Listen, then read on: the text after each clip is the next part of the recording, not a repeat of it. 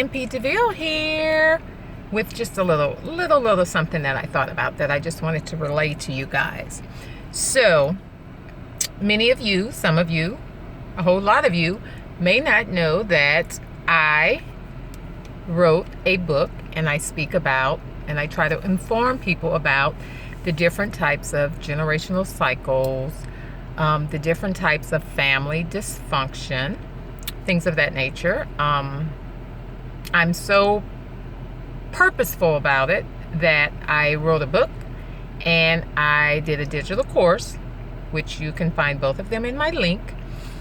But I think one of the main aspects of me even getting to that point was realizing that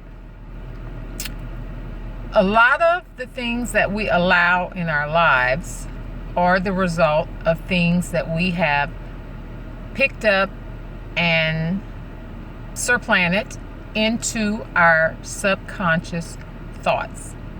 Now, the mind is a science, and it's very complicated.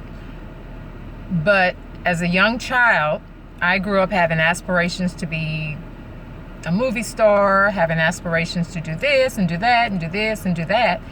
But a lot of that was replaced with dysfunction.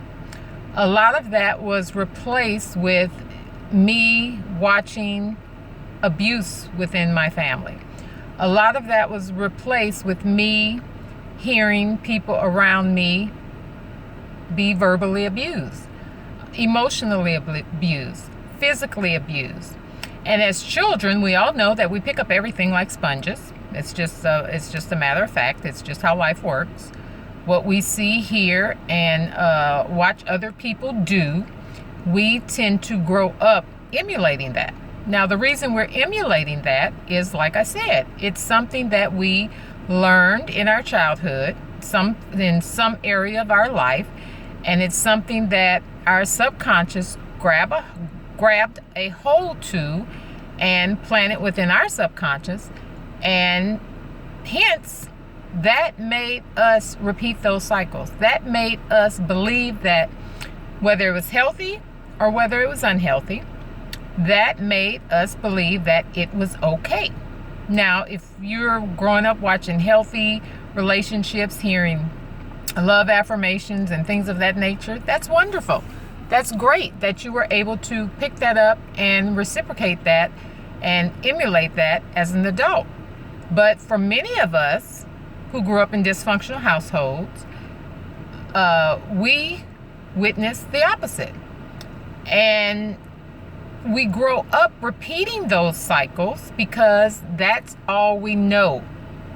That's all we believe ourselves to be. And if you do not recognize that early on, you will continue to pass the cycle on to your children, because that is going to be something that's all they know, and that's all they've seen. So if they don't know better, they won't do better. Now, in my instance, by the grace of God, I was able to recognize early in life that some things just were not right. Some things did not feel right for me or to me. So I wanted to get to the bottom of why I was starting to accept and repeat some of the same dysfunctional cycles that I witnessed as a child.